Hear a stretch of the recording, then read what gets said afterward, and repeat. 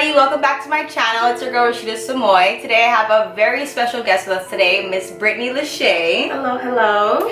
So she actually owns a company called Lachee Soiree, and I want to bring her on this show for a little special episode as Sickle Cell Awareness Day was on June 19th, and she does have sickle cell. So I want her to kind of share her life, her experiences, and how she's kind of dealt with that growing up with it and how it's affecting her today.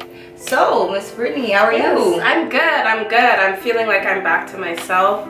As you know, I've had a recent crisis, so I was going through a lot around my birthday, but for now I'm feeling really good. That's good. I like to hear that. Okay, so how has it been having sickle cell, growing up with that as you were a little girl? Actually, when were you diagnosed? That's the number one question. I was actually very lucky. As an American citizen, I was diagnosed at birth. So a lot of Canadians didn't have that luxury, and my family was actually a part of passing legislation here in Ontario to have sickle cell screening added to disease screening at birth. So I was very lucky. I didn't have to go through the trial and error. I knew, my parents knew before I was, like, I think a month or two before I was born. So they've been dealing with that. They knew how to deal with that right away. And I have a great support system. My family all comes together, my extended family as well, to really help support me with it. That's good. Yeah. And honestly, I've known Brittany for a little bit now, and I didn't even know she had sickle cell. I just knew she was a hard worker, she was a go-getter, she was an entrepreneur, and she was like somebody that I was proud to say was my friend. And then when she told me she had sickle cell, I was shocked to know that she's been going through that her whole life, pretty much, and can carry it so well and so elegantly. So I'm proud of you. I'm proud of you, friend. Thank you, thank you. I really do appreciate that. And I want to mention as well, not that my friends aren't supportive, but you're probably the most vocal one. And whenever I'm going through like issues with my business, or I feel like giving up or anything like that, even with my relationship, like you were the person that was like, you deserve this. Yes. You deserve to be happy. You deserve success. Like, you are probably the most vocal person about it. And one day I was like, Rashida's right. Rashida's right. I deserve this. No, but I do appreciate that. And a lot of people are shocked when they hear it. And even the doctors, like I would hear all the time, the doctors would come into my hospital room and be like, where's the patient? Because I don't look sick. Yeah, I don't look sick. And I don't know, I'm a tough cookie. I've been through a lot. I come from a line of very strong women. So I guess I carry it well. I hate that stigma of like looking sick though. Do you find that's hard sometimes for you? It's that people don't really understand, frustrating. maybe, or it's frustrating because on one side it's like, okay, I can get away with not looking sick and not being pitied because I hate being pitied, but at the same time, people don't really understand or take it as seriously. And because it is a pain disease and I'm dealing with pain, I know a lot of my peers, they are sometimes ridiculed by medical staff because they can't see what's wrong. Yeah. Even when I was in the hospital 2 weeks ago, it's not to get too technical, but hemoglobin is the test of the oxygen, the way your cells are carrying the oxygen throughout your blood. So when you go to the hospital and you say you're having a sickle cell crisis, your hemoglobin is supposed to be low. My hemoglobin is higher than the average person. I have high iron levels. That's just the way I've been my whole life. And so even when I was in the hospital this recent time, they told me that I wasn't in crisis. And I am in excruciating pain, can't walk, my legs are giving out on me, my arms are swollen, and they're telling me I'm not in crisis because of my blood work. So they call it the invisible disease because it manifests itself in so many ways. And it is bittersweet because of that I can push through life without pity and without people being like, oh, what's wrong with you? What's wrong with you? I don't have to deal with certain things. But at the same time, it can be really frustrating. Wow. Yeah. So is there a cure? There are cures out there, but it's such a tricky disease. You're talking about a blood disorder. Yeah. You have blood in every orifice of your body, so it is a really tricky thing. There are bone marrow cures that people are doing, that if I'm not mistaken, but that's for really severe cases. I am lucky my sickle cell has not been severe in the last 10 years or so. And there's also a drug called hydroxyurea. When I was in like grade 7 or 8, it was experimental and I did take it at that time. Now it's commonplace, but I took that, and I also had some surgeries, and I don't know if that's a cure, but I consider it a cure. Yes. That's the closest I've come to being cured, and then they have the bone marrow transplants as well. That's good. So there are ways to kind of help people and make sure that their lifestyle can still be obtained and still get into their day-to-day lives. Yes. So speaking of that, when it comes to, let's say, work, how does it affect your work now? So when I was younger, it's kind of a new issue for me, because when my sickle cell was the worst, I didn't work. I was young. I was a child. And then when I started working, my sickle cell was at bay. I was pretty okay. But that was like just basic customer service jobs where you could be like, oh, can you cover my shift? Like, not really serious work. But now that I'm getting into my career, and I'm trying to make sure that I am available to do the work that I have signed up for, it's a little bit tricky, but I have to make sure that I'm taking care of myself every single day. It's draining. I suffer from fatigue. I suffer from irritability. I suffer from a lot of issues because of the blood disorder outside of a pain crisis. But it's honestly the best thing that I can do for myself is find ways to alleviate my stress, find ways to manage my diet, things like that, really holistic approaches. That's really the only way that I can kind of protect myself and my workload and things like that. That's really good. So as your workload is quite busy, you have to pick time for yourself, for your career, and dating. Do you find that your sickle cell plays an effect in your relationship? It definitely does. Before I even started dating, my mom would tell me, like, from day one, she would always coach me on that, on how to have that conversation with somebody that you're dating, and getting the timing right, because you don't want to be like on your first date being like, okay, you should get tested because I want to know if our kids are gonna have it. So to be honest, I know a couple people first date, they're asking, they need to know. That's not generally my approach to things. So my mom's always like kind of talked to me about that, and I have had serious relationships in the past, but I still didn't have to deal with the illness necessarily. Little bits here and there, but I never had a significant other come visit me in the hospital or anything like that up until this past hospital stay. And I'm very lucky because the person that I'm with is so supportive and so caring and so willing to learn. But before that happened, I was really nervous. I was really nervous because it's like, I don't know how you're gonna take it, and also if you don't want to deal with that, you're well within your right. Yeah.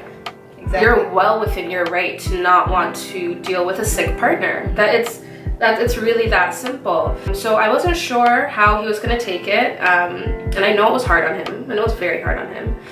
It's hard on anybody. If you feel helpless to see your loved one in a hospital bed. But we take it one day at a time, and I update him after all my doctor's appointments, and he wants to know how everything is going. And so it's good, but it's scary. It's scary. I think it's scarier when it's like the unknown. You don't know how they're gonna react. Now that he completely understands how the illness affects me and could affect him, he's just wants to learn more and more every day. That's good. Yeah. Honestly, I find that I can relate to you in that way as well, having an autoimmune disease. It's tough because then you have to, when you get to your sickest points, like you're very vulnerable. You have to allow that person to see you at this point, and you're a tough, independent woman. So your guards are all the way down. And sometimes you can't even have control. You can't even fake it and act like you're strong because your body is literally taking over. Yeah. So I completely relate that aspect, that it's hard because you don't want to put that pressure on somebody, and if they are not familiar or have anybody that has had any kind of disease or any familiar with anything like that, it's a little tough for them at first, but you're very lucky that you have somebody that is very supportive. Shout out to you. I'm always team him. So that's really good. And I know that we've traveled before. I know traveling does kind of affect me a little bit. I'm noticing it now that I'm getting a little older, traveling is starting to affect my body. And for yourself, you are a traveler. Your passport is quite full. How does traveling and sickle cell time and yourself, and how does it kind of balance out for you? When I was younger, it was tough. More mentally than anything, because I had to fly with an oxygen tank. I could not fly and just do my thing. I had to wear an oxygen tank during every flight for the first 10, 12 years of my life. And I even got, because I have an issue with altitudes because the oxygen levels change, and once the atmosphere changes, I'm already at a disadvantage with my disease. So I need to keep my oxygen levels as high as possible. So when I was in San Francisco, I want to say I was like 9 or 10, I was with my mom, and literally just taking a cab ride up and down, because San Francisco is very hilly. So I took a cab ride and I ended up sickling. Because of those minor changes in altitude, because San Francisco is such a hilly plain.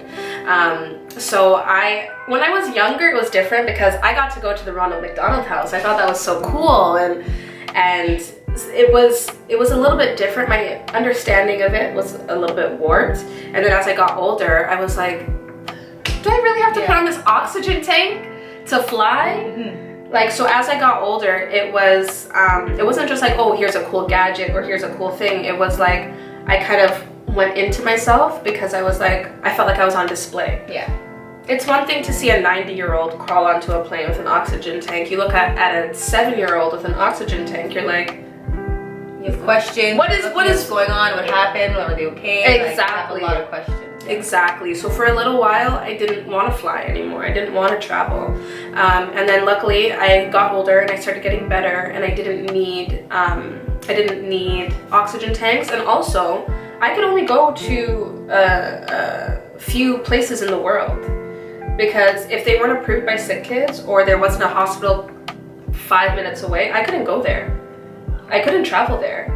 I had a Make-A-Wish opportunity when I was in grade 9, I think, and I wanted to go to Hawaii, and they said no because they didn't have sickle cell protocol there. So it was really hard and frustrating.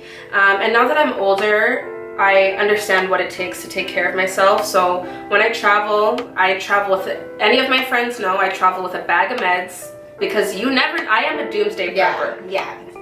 And she's very organized. Everything is like in little bags. Everything is perfect. I'm telling you. It's true. I am a doomsday prepper, and if you need a sewing kit, okay? If you need narcotics, if you need anything, I got it. Bag. I got it in a little baggie.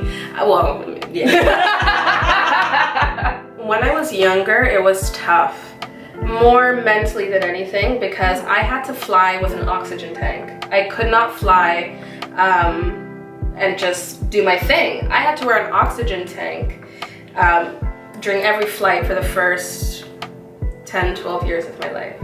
And I even got, because I have an issue with altitudes because the oxygen levels change, and once the atmosphere changes, I'm already at a disadvantage with my disease. So I need to keep my oxygen levels as high as possible. So when I was in San Francisco, I want to say I was like 9 or 10, I was with my mom, and literally just taking a cab ride up and down, because San Francisco is very hilly. So I took a cab ride and I ended up sickling because of those minor changes in altitude, because San Francisco is such a hilly plain. So when I was younger, it was different because I got to go to the Ronald McDonald House. I thought that was so cool, and it was a little bit different. My understanding of it was a little bit warped. And then as I got older, I was like, do I really have to put on this oxygen tank to fly? Like, so as I got older, it wasn't just like, oh, here's a cool gadget or here's a cool thing. It was like, I kind of went into myself because I was like, I felt like I was on display. It's one thing to see a 90-year-old crawl onto a plane with an oxygen tank. You look at a 7-year-old with an oxygen tank, you're like, You have questions. What is going on? What happened? Are they okay? Exactly. Like, you have a lot of questions. Exactly. So for a little while, I didn't want to fly anymore. I didn't want to travel. And then luckily, I got older and I started getting better, and I didn't need oxygen tanks. And also, I could only go to a few places in the world, because if they weren't approved by Sick Kids or there wasn't a hospital 5 minutes away, I couldn't go there. I couldn't travel there. I had a Make-A-Wish opportunity when I was in grade 9, I think, and I wanted to go to Hawaii, and they said no because they didn't have sickle cell protocol there. So it was really hard and frustrating. And now that I'm older, I understand what it takes to take care of myself. So when I travel with any of my friends know I travel with a bag of meds, because I am a doomsday prepper. Yeah. And she's very organized. Everything is like in little bags. Everything is perfect. I'm telling you. It's true. I am a doomsday prepper, and if you need a sewing kit, okay? If you need narcotics, if you need anything, I got it. Bag. I got it in a little baggie. Well, yeah. If you need it, I got it. But yeah, no, traveling was tricky, but that was one thing I loved about traveling with you, because I felt like you got it. Like, if I was like, I can't go to the club tonight, I would bother you a little, like I would make fun of you and be like, I felt boring, but like I'd obviously understand. Exactly. If you're saying that, then I know that you actually want to just chill. I have not to feeling up to it right now. Exactly. Like the biggest thing is about finding that balance. Even if you don't have a disease, you need to be able to take time for yourself. You need to be able to unplug, because in today's society, we do not unplug. We are always available. So finding that balance while I'm traveling and being on the go is so important. So important. So is there any triggers that you find with sickle cell? In the last 12 years, I have been so healthy because I knew what my triggers were. Everybody's triggers are different. For me, myself, poor diet is the fastest way for me to have increased fatigue and irritability and things like that. But then I'm also dealing with nutritional deficits, and then that's causing me to fall into crisis. I drink water like nobody's business, okay? And it makes a big difference. That's why I glow the way I do. You see that? Yes, girl. I see you. I drink water like nobody's business. I drink socially. I don't drink excessively. I try to exercise. I try to go for walks. Not really in the gym. I love how she'll give it to us. I love it. I go for walks. I try to stay active. Yes, I try to do active thing. I don't work out. And with a lot of hustle and bustle, you're always on the go as well. So exactly. I get my steps in. I'll put it that way. I bet you do. Those are things that I can control. So the one trigger that I cannot control is the weather. Yes. So that is probably my only breaking point. And when I got sick 2 weeks ago, the weather was all over the place. It was hot, then it was cold, then it was raining. Oh my gosh, one day, I don't even know what was going on that week. So my boyfriend's dad got married that week. Mm-hmm. We were at the wedding. It was an outdoor wedding, and I had a leather jacket on my lap, and everyone's like, you're crazy, because it was like 25 degrees and everyone was so hot. 15 minutes in, the sky is black. Mm-hmm. It's freezing. I put my leather jacket on. Everyone is like this. Then it starts raining, and then the sun comes back out. In one day. In 1 hour. That is my breaking point, and I'm fine in the dead of winter and the dead of summer. But I guess it's going up and down. Yes. Yeah. When it's all over the place, it's the same thing with altitudes. Like, my body does not transition well. So that's probably my biggest breaking point. But like any other Torontonian, I just pack smart. I'll wear shorts and bring my umbrella and a hoodie. Yeah.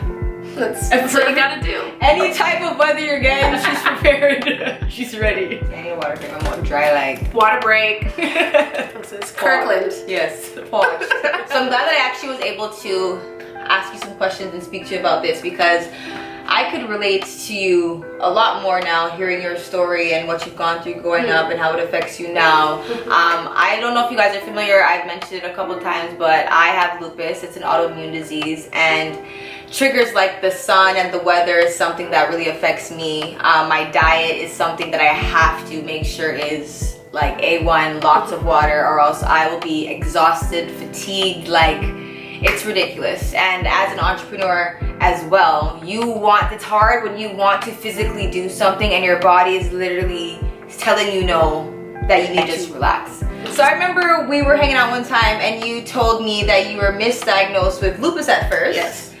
So let's share a little bit about that. Yes, so one of the biggest issues for me is navigating the health system. As amazing as it is, especially in Canada and Ontario, it is a doozy to navigate sometimes, and sometimes you can really be led astray. And one thing that's really important, and why I always say you have to know your triggers, you have to know what works for you, is because you have to be your own advocate. There have been so many times where I've been given medication that I'm wearing a wristband that says I'm allergic to. So I have to, even though I am laid out in a bed in pain on medication, I still have to have the wherewithal to be watching my nurses and doctors to make sure that they're doing the right things. And of course I'm not knocking them, it's just you have to be your own advocate. So when I was 9 or 10, they had already diagnosed me with sickle cell, but they then told me I also had lupus.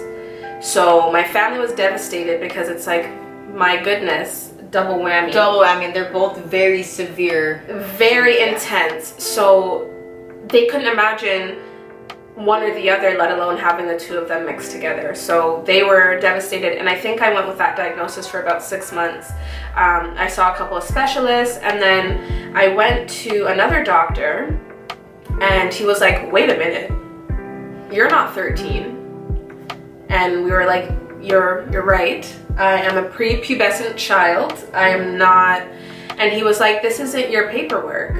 So there was another girl named Brittany Lachee, and I think she was like 13 or 14 at the time, and she had lupus, and they mixed up our blood work. So for 6 months, I couldn't even say I was relieved. I was just flabbergasted. Like, yeah, how could you even make that mistake? Really? I didn't even believe that happened.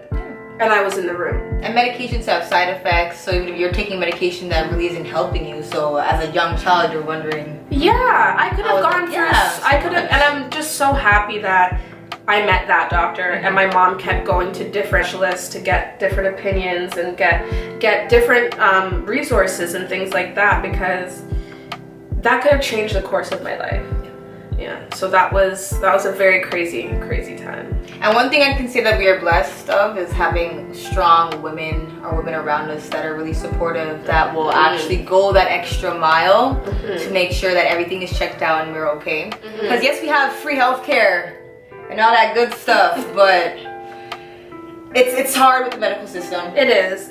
And if I could give one tip, and especially kind of like, I feel like I've had like a resurgence into the sickle cell world because I was doing well for so long, but if I could stress anything or give one tip, it's to have a good network. It doesn't have to be your family.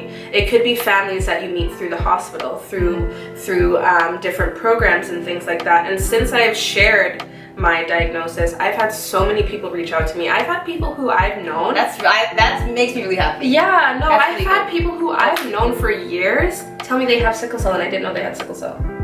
What? So, and then we're sitting chatting back and forth. What medications are you on? Have you gone to this support group? Are you doing this? Are you doing that? And A, we're holding each other accountable. Of course. And B, we're human. We like to know our diseases are so isolating.